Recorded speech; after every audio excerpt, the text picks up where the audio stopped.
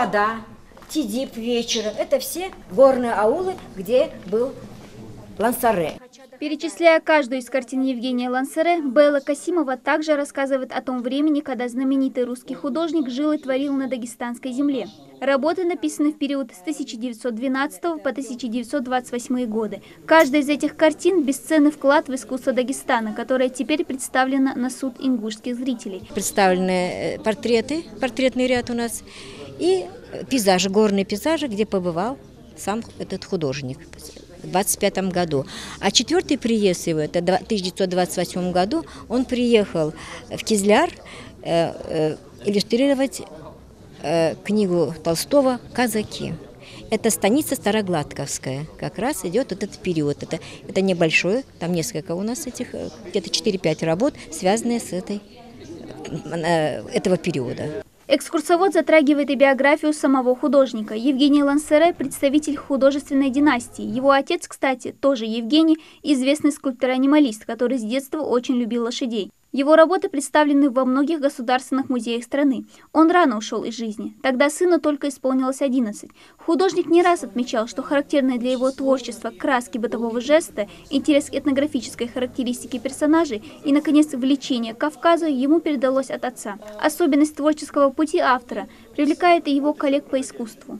Я знаю, что искусство, изобразительное искусство того периода в Дагестане очень созвучно. Несмотря на то, что писалось и исполнялось разными авторами, но очень созвучные мотивы. И благодаря этим художникам мы видим национальные костюмы того периода, той эпохи. Рисунок пишется с натуры. Время ограничено. Передать свет и тени, естественно, рука должна у мастера работать быстро и точно.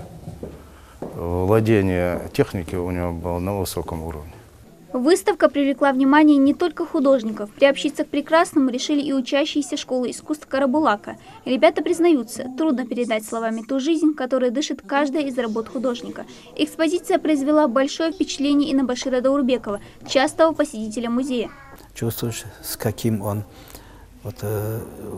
удовольствием работал над натурой. Он не просто поверхностно относился к каждому. Он изучение костюма, вообще интерес к горским народам, у него был очень большой интерес.